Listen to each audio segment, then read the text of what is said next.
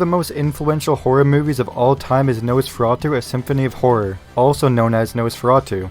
It was directed by Friedrich Wilhelm Murnau, who added experimental German expressionist film elements to it. The film's distinctively eerie atmosphere astounded the audience at its March 1922 premiere in the Marble Hall of the Berlin Zoological Garden. The audience in the United States, though, couldn't see the movie until 1929 because the cast and crew encountered serious issues soon after its release. The issues arose because Nosferatu was based on the influential book Dracula by Bram Stoker, but the studio never acquired the rights to the book.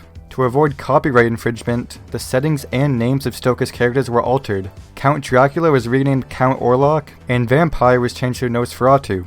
The core idea of the two works are similar, despite the fact that the movie departs from the book in many ways. But of course, this caught the attention of Bram Stoker. Bram Stoker's widow, Florence Balcombe, ended up filing a lawsuit against Prana Film, which is the production company that made Nosferatu. Nosferatu was actually the only movie the studio ever released because its founders, Albin Grau and copyright violator Enrico Diekmann, were able to flee prosecution and immediately declare bankruptcy to avoid copyright infringement claims. The judges ordered that all copies of the movie must be destroyed after the court ruled that the movie violated the copyrights of Bram Stoker's book. Friedrich and his team suffered a devastating setback as a result of the prompt destruction of the German copies of the movie. Very fortunately though, a few copies of the movie were sent abroad and were still in existence. They awaited their American premiere for 7 years while being shelved in the US. And the movie was immediately hailed as a cinematic masterpiece upon its American release, and it's still regarded as one of the greatest horror movies ever made. The Australian-American thriller Wake and Fright was made in 1971 and was directed by Ted Kotcheff. The story follows one man's horrific journey through a fictional outback Australian town.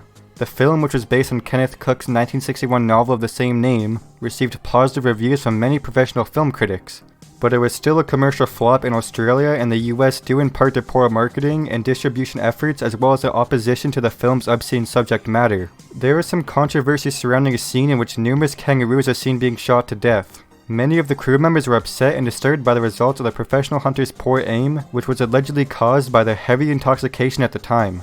12 people reportedly left the film's re-release at Cannes in 2009. The film's portrayal of outback locals as brazen, hard-drinking hedonists, which offended many Australian viewers during its initial run in 1971, drew additional criticism. Perhaps as a result of these controversies, the movie received little promotion prior to its release in the US, which of course led to a lower audience turnout and a shortened release window. Virtually every complete print of the movie disappeared over time due to the film's unfavorable critical and commercial reception, as well as its limited distribution. The original master negatives also disappeared, which made the situation worse. The distributor of the movie, Group W, also filed for bankruptcy. For many years, Wake and Fright was essentially only available on a few censored prints used for sporadic TV airings and a few incredibly rare VHS releases, which trimmed the movie's original 109-minute runtime by several minutes. Early in the 1990s, a print was rediscovered in Dublin, Ireland, but it was not deemed suitable for the movie's commercial release or of high enough quality to warrant cleaning and remastering. Anthony Buckley, the film's director, set out to find a complete high-quality print of Wake and Fright in 1994. The original negatives were actually discovered in a shipping container with a label for destruction in a Pittsburgh warehouse in 2002. They would have reportedly been destroyed 1 week later if he hadn't found the film where he did. After a safe, usable copy of the entire movie was found, the restoration process could start. The restoration was completed and had its world premiere at the Sydney Film Festival in June 2009, 7 years after Buckley's miraculous discovery. The movie was made available on DVD and Blu-ray a few months later. In contrast to how it was received at first, Wake and Fright is actually now regarded as one of the best Australian movies ever. The 1940 British thriller Gaslight, directed by Thorold Dickinson, stars Frank Pettingell, Anton Walbrook, and Deanna Wanyard. Compared to the 1944 MGM remake, the movie stays closer to the 1938 play on which was based on Patrick Hamilton's Gaslight. When the MGM remake was released in the United States, it was given the same name as the Broadway production because the play had been performed there as Angel Street. Encouraged by the play's and movie's success, MGM purchased the remake rights, but with an arrangement that all existing prints of Dickinson's version would be destroyed, even to the point of attempting to destroy the negative in order to prevent it from competing with the 1944 remake. Thankfully, they were unsuccessful, and the movie has since been restored by the BFI and released in the UK on Blu-ray in a flawless print, and it's also available online.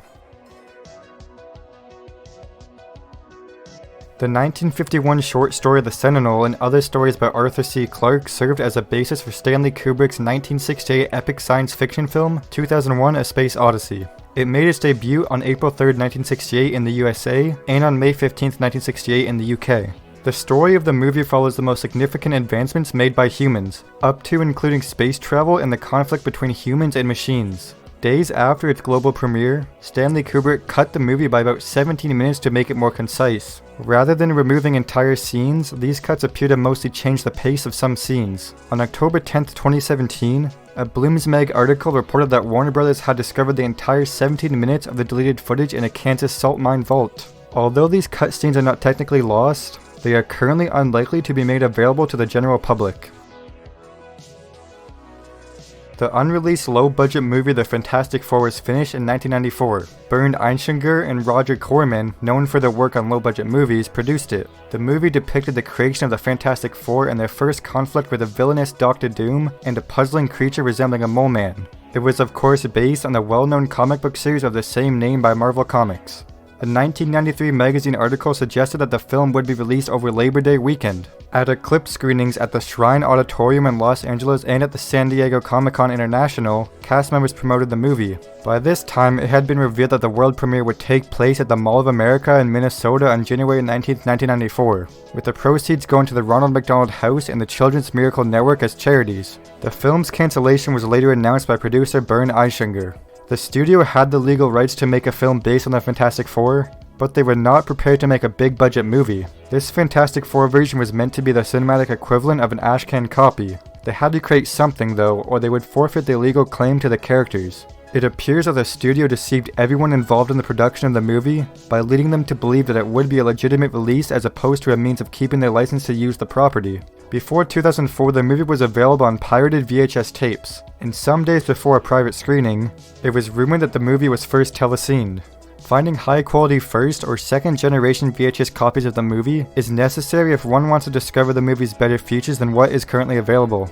It's also possible that the original telecine transfer was made to a medium other than VHS, which would have produced copies of likely higher quality than VHS. After being initially uploaded to MySpleen, a VHS copy transfer has since been uploaded on websites like YouTube and Dailymotion.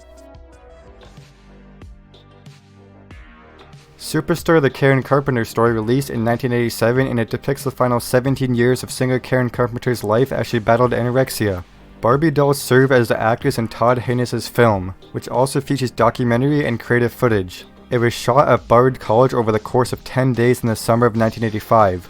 After Haynes lost a lawsuit for copyright infringement filed by Karen's brother and music collaborator Richard Carpenter, the movie was taken off the market in 1990. The Carpenters' hit song Superstar from 1971 inspired the movie's title. Superstar, meanwhile, has become a cult classic over the years, and has been notoriously bootlegged, and was also ranked among the top 50 cult movies in 2003 by Entertainment Weekly.